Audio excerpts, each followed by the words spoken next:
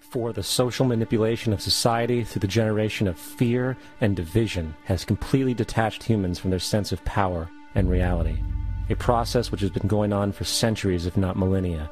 Religion, patriotism, race, wealth, class, and every other form of arbitrary, separatist identification and thus conceit has served to create a controlled population, utterly malleable in the hands of the few. Divide and conquer is the motto, and as long as people continue to see themselves as separate from everything else, they lend themselves to being completely enslaved. The men behind the curtain know this, and they also know that if people ever realize the truth of their relationship to nature and the truth of their personal power, the entire manufactured zeitgeist they prey upon will collapse like a house of cards.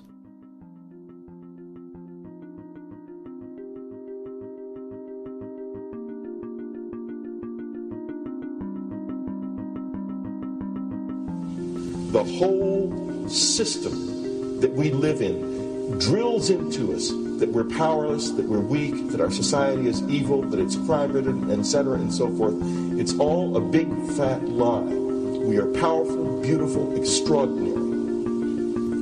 There is no reason why we cannot understand who we truly are, where we are going. There is no reason why the average individual cannot be fully empowered. We are incredibly powerful beings.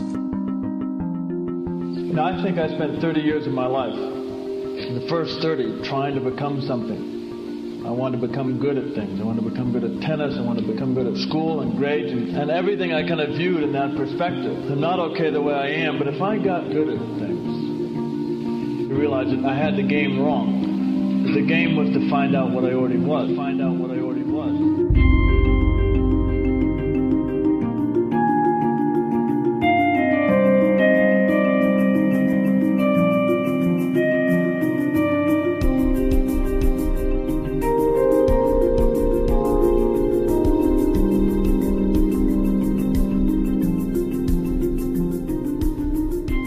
Now, in our culture, we've been trained for individual differences to stand out.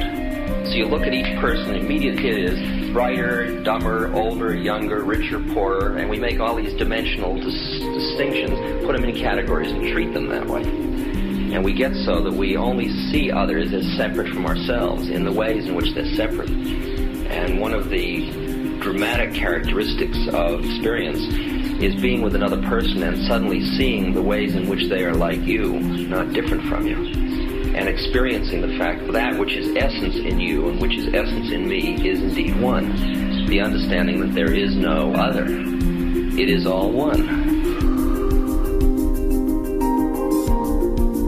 And I wasn't born Richard Albert. I was just born as a human being. And then I learned this whole business of who I am and whether I'm good or bad or achieving or not. All that's learned along the way.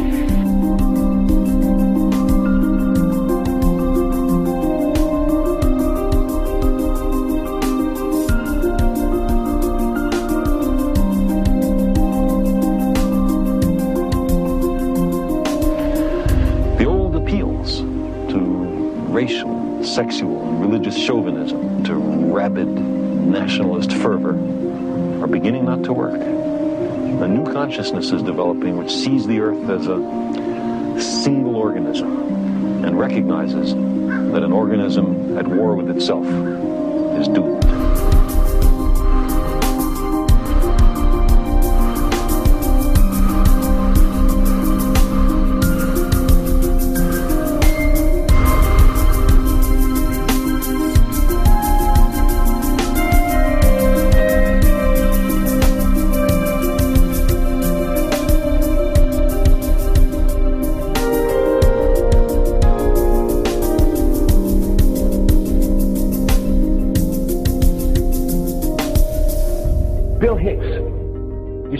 Shows with this.